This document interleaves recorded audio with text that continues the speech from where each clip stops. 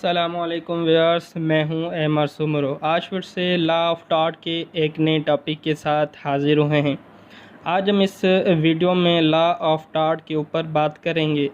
ये हमारी video lecture series number 8 है, जिसमें हम निगलिजेंस के ऊपर डिस्कस करेंगे।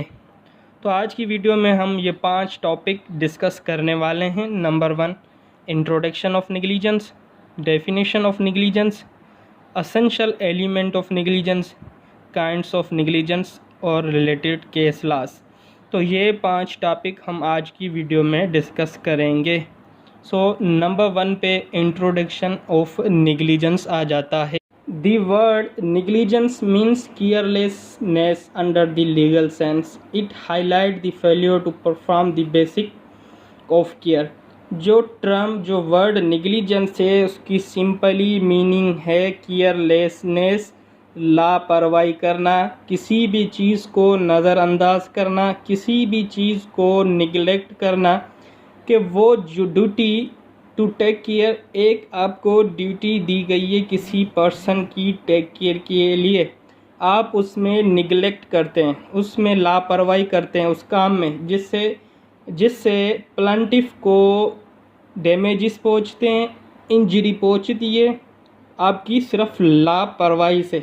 तो ये होता है निगलिजेंस के, किसी भी पर्सन को कोई भी हार्म पहुँचे, कोई भी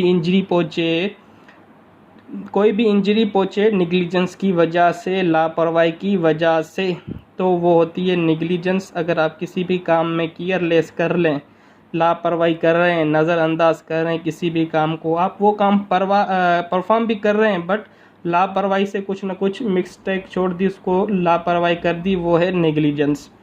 फॉर एग्ज़ाम्पल, जैसे कि इधर 4 एग्जाम्पल मैंने दिए हैं। नंबर 1 पिक्चर में क्या है, एक ट्रक पत्थर लोड कर रोड पर जा रहा है। उसने पीछे किया है, वो कोई भी ऐसा चीज़ नहीं लगाई जिससे पत्थर पीछे ना गिरे।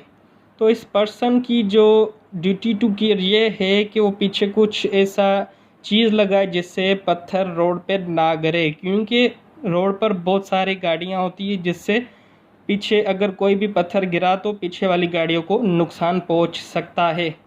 तो यहाँ पर ये breach of duty to take care कर रहा है, निगलिजेंस कर रहा है, लापरवाही कर रहा है अपने काम में। नंबर 2 पे है कि एक पर्सन रोड क्रॉस कर रहा है और वो मोबाइल चलाता हुआ रोड क्रॉस कर रहा है, रोड पर देख नहीं रहा है कि गाड़ियाँ आ रही हैं नहीं आ रही। तो ये भी एक निगलिजेंस है, ये लापरवाही कर रोड क्रॉस कर रहा है, इसमें इंजरी भी पहुंच सकती है, कुछ न कुछ एक्सीडेंट भी हो सकता है। नंबर 3 में क्या है, 2 गाड़ियों का एक्सीडेंट हो रहा है कि दो गाड़ियां जो स्पीड में, एक गाड़ी रोड पर जा रही है 120 की स्पीड में, आगे लिखा भी हुआ है कि गाड़ी स्लो चलाएं, आगे डाउन है, या गाड़ी स्लो चलाएं आगे जंप है, फिर भी हम 120 की स्पीड में रोड पर जाते हैं, जिसके रिज़ल्ट में कोई इंजरी पहुंचती है, कोई हार्म पहुंचता है। तो ये भी एक एग्जाम्पल है निगलिजेंस का कि हम लापरवाही करते हैं किसी भी काम में। नंबर 4 में क्या है कि एक डॉक्टर की ड्यूटी है कि पेशेंट का टेक केयर करे, उसकी हिफाजत करे, बट वो टाइम पर डॉक्टर ना ही पेशेंट को चेक करता है, ना ही कोई अच्छा रिस्पॉन्स देता है, वो अपने मोबाइल में लगा होता है, पीछे पेशेंट की जान जाए तो जाए। तो ये भी डॉक्टर की मेडिकल निगलिजेंस है। तो ये तो कुछ एग्जाम्पल, ऐसे बहुत सारे एग्जाम्पल्स हैं। तो नंबर 2 पे हमारे पास definition. According to Winfield, negligence as the breach of legal duty to take care which result in damage undesired by the defendant to the plaintiff। के प्लांटिफ को एक ड्यूटी दी गई है, लीगल ड्यूटी दी गई है टेक केयर की, defendant की take care करने के लिए, बट मिस्टर प्लांटिफ जो है वो इसमें लापरवाही करता है, निगलिजेंस करता है, जिसमें डिफेंडेंट को डैमेजेस पहुंचते हैं। सिंपली प्लांटिफ मीन्स के वो पर्सन जिसको इंजरी पहुंचे, और डिफेंडेंट वो पर्सन जिसने इंजरी पहुंचाई हो। तो डिफेंडेंट को ड्यूटी टू टेक केयर दी गई थी, बट उसने वो ड्यूटी ब्रीच कर दी, उसमें लापरवाही कर प्लांटिफ को डैमेजेस पहुंचा उसकी वजह से। ये था कॉन्सेप्ट विनफील्ड का। उसके बाद ऑस्टन का कॉन्सेप्ट, ऑस्टन भी वही सेम बात कर रहा है, ओनली वर्डिंग चेंज है। In case of negligence a party perform not an act to which he is obliged, he breaks positive duty. तो ऑस्टन के मुताबिक जो नेग्लिजेंस है उसमें पार्टी को एक एक्ट परफॉर्म करने के लिए दिया जाता है, उसको पॉजिटिव ड्यूटी दी जाती है, बट वो परफॉर्म नहीं करता। जो उसके ऊपर को ऑब्लिगेशन दी गई थी, जो उसको काम दिया गया था, वो उसने उसको पॉजिटिव ड्यूटी को ब्रेक कर दिया। तो ये था कॉन्सेप्ट ऑस्टन का। उसके बाद नंबर 3 पे आता है essential element of negligence. Number 1 पे है duty to take care, number 2 breach of such duty to take care, number 3 duty towards plaintiff, number 4 cause in fact, number 5 proximate cause, number 6 damages. तो ये हैं 6 एसेंशियल एलिमेंट ऑफ नेग्लिजेंस जिसके ऊपर हम बात करेंगे। Number 1 duty to take care, के defendant को लीगल ड्यूटी दी जाती है कि प्लांटिफ का टेक केयर करे, उसकी हिफाजत करे, और वो जो ड्यूटी है वो लीगल होनी चाहिए, ना मॉरल ड्यूटी होनी चाहिए, ना सोशल ड्यूटी होनी चाहिए, ना रिलीजियस ड्यूटी होनी चाहिए डिफेंडेंट के पार्ट से। तो इसके ऊपर एक केस ला है Grant versus Australian knitting mills LTD 1935 AC 85। तो ये केस ला, इसमें भी क्या हुआ था कि ड्यूटी टू टेक केयर दी गई थी प्लेंटिफ को डिफेंडेंट की तरफ, बट प्लेंटिफ ने वो उसका ब्रीच कर दिया। नीचे मैंने एक एग्जांपल दिया है ड्यूटी टू टेक केयर का, कि एक डॉक्टर की ड्यूटी क्या है कि वो अपने पेशेंट की टेक केयर करे, उसकी हिफाजत करे, टाइम पर मेडिसिन दे, टाइम पर चेकिंग करे। जैसे कि इस वक्त बहुत सारे ममालिक में जो करंट सिचुएशन चल रही है कोरोना वायरस के हवाले से, तो इसमें भी डॉक्टर की जो ड्यूटी टू टेक केयर क्या है कि अगर कोई भी पेशेंट आता है उसको टाइम पर मेडिसिन दे, उसका बहुत ख्याल रखे ताकि वो वायरस किसी और से, वो इन्फेक्शन किसी और से किसी और में ट्रांसफ़र ना हो। और दूसरा एग्जांपल कि एक पर्सन उसको जो है ना बॉडी में बैंडेज बंधी हुई है, अगर डॉक्टर उसको टाइम पे चेंज नहीं करता उस बैंडेज को, तो उस वजह से उसकी रिज़ल्ट में जो पेशेंट है उसको क्या होता है, इन्फेक्शन बहुत ज़्यादा बढ़ जाता है, तो उसको इंजरी पहुंचती है। कि डॉक्टर की भी ड्यूटी टेक केयर ये है को किसी भी पर्सन को आप अपॉइंट करें, लीगल ड्यूटी उसको दे कि आपको ये काम करना है, तो उसका वो काम है कि वो लीगल ड्यूटी करे, वो ना ही मॉरल हो, ना ही सोशल हो, ना रिलीजियस हो, वो उसको परफॉर्म करनी है। नेग्लिजेंस के लिए नंबर 1 एलिमेंट ये है। नंबर 2 पे है breach of such duty to take care. Simply means के जो ड्यूटी ऑफ टेक केयर दी गई थी डिफेंडेंट को, तो वो जो है उसका ब्रीच कर दे, वो उसको फेलियर टू परफॉर्म कर दे। The plaintiff must prove that due to the negligence the defendant is not able to perform his duty. के प्लेंटिफ जिसको इंजरी पहुंची डिफेंडेंट की वजह से, वो प्रूफ करे कि डिफेंडेंट ने जो है ड्यूटी टू टेक केयर अच्छे नमूने से, अच्छे वे से परफॉर्म नहीं की, उसने लापरवाही की, उसने नेग्लिजेंस की उसकी ड्यूटी में, उसकी वजह से मुझे इंजरी पहुंची। तो मीन्स इसके ऊपर एक केस लाया municipal corporation of Delhi versus Subhagwanti AIR 1966 SCR 175। तो ये केस ला है इस ब्रीच ऑफ ड्यूटी के ऊपर कि एक पर्सन को ड्यूटी दी गई थी कि आपको इसीलिए अपॉइंट किया जाता है, बट उसने उस चीज़ की जो है वायलेशन कर दी, इसको ब्रीच कर दिया, और उसने और प्लेंटिफ को वो प्रूफ करना था कि डिफेंडेंट ने वो अच्छे से अपनी ड्यूटी परफॉर्म नहीं की। कि जो भी ड्यूटी ऑफ केयर आपको दिया जाए उसकी आप ब्रीच करें। नंबर 2 ये है element. Number 3 duty towards plaintiff, के जो भी ड्यूटी जो है प्लेंटिफ की तरफ होगी, the plaintiff must prove that due to the negligence the defendant is not able to perform his duty. कि जो भी ड्यूटी प्लेंटिफ को दी गई है, तो प्लेंटिफ वो प्रूफ करेगा कि मुझे ये ड्यूटी दी गई थी, इस वजह से डिफेंडेंट को जो है कोई भी इंजरी, कोई भी हार्म नहीं पहुंचा, तो मेरी वजह से नहीं पहुंचा, मुझे नहीं मालूम था कि जो भी इंजरी पहुंची है, जो भी हम पहुंचा है उसमें मेरा कोई भी कसूर नहीं है, वो प्लेंटिफ प्रूफ करेगा मेरी निगलिजेंस की वजह से डिफेंडेंट को कोई भी इफ़ेक्ट नहीं पड़ा। उसके ऊपर ये 2 केस लाज है, उसमें भी यही हुआ था कि प्लेंटिफ ने प्रूव किया था कि डिफेंडेंट झूठ बोल रहा है, मैं जो है ना इस ड्यूटी के लिए एबल नहीं हूँ, कि मुझे इसलिए अपॉइंट नहीं किया गया था, ये मेरी वजह से इसको कोई भी इफ़ेक्ट नहीं पहुँचा। For example duty towards plaintiff का एक एग्जांपल, मिस्टर ए की एक कंपनी है वाइन की, जो वाइन डिस्ट्रीब्यूट करता है मिस्टर सी को,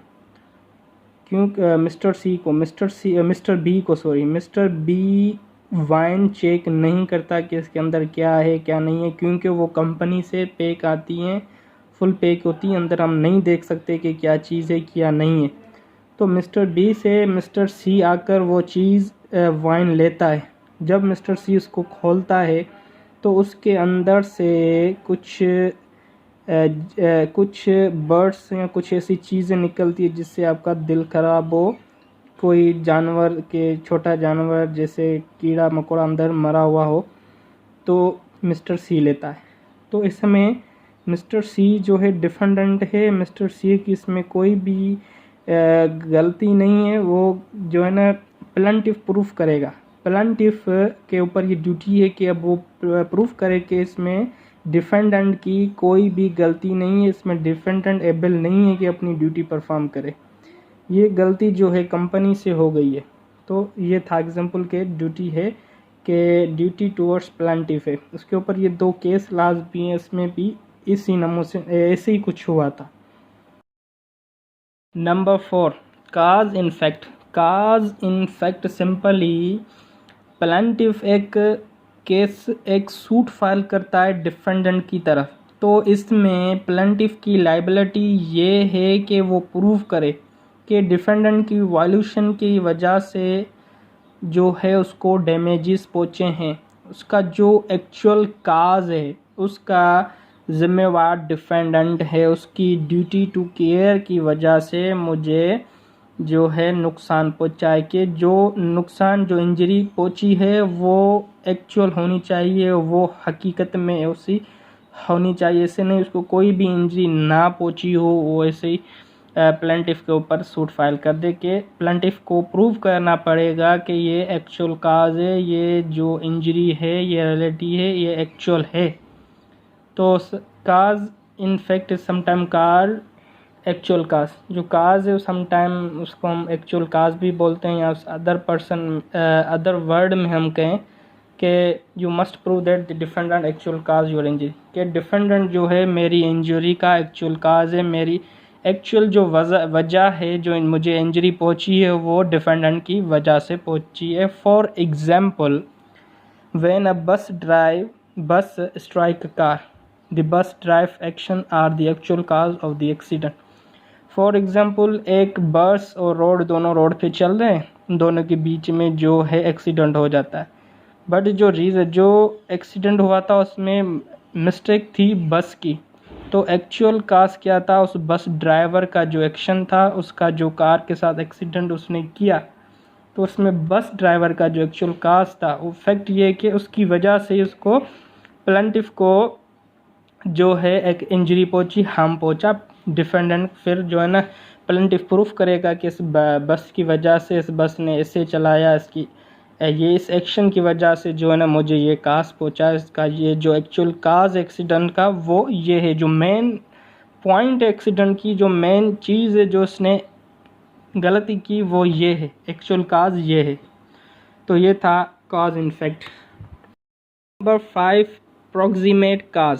प्रॉक्सिमेट काज मीन्स के प्रॉक्सिमेट काज एक एक्शन है जो इंटेंशनली किया जाता है या कोई निगलिजेंस की वजह से भी होता है, कोई किसी को हम निगलेक्ट करें लापरवाही की वजह से भी वो होता है, जिसकी सूरत में, जिसकी रिज़ल्ट में किसी दूसरे बंदे को डैमेजेस हो, दूसरे बंदे को इंजरी पहुँचे।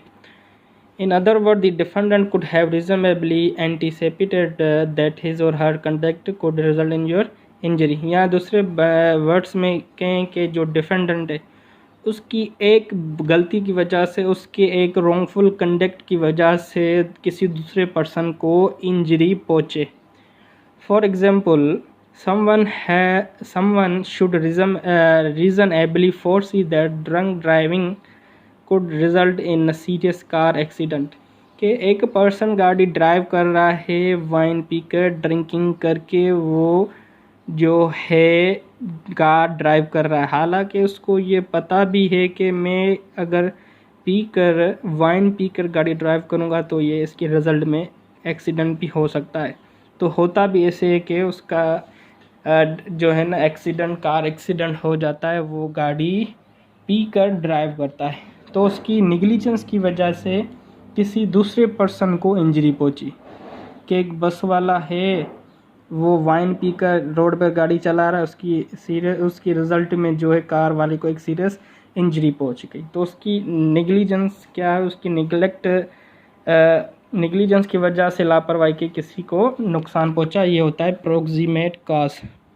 सपोज करें एक driver loses control of his car after sleeping on the pitch of wit leaves and crash into another car injuring it driver.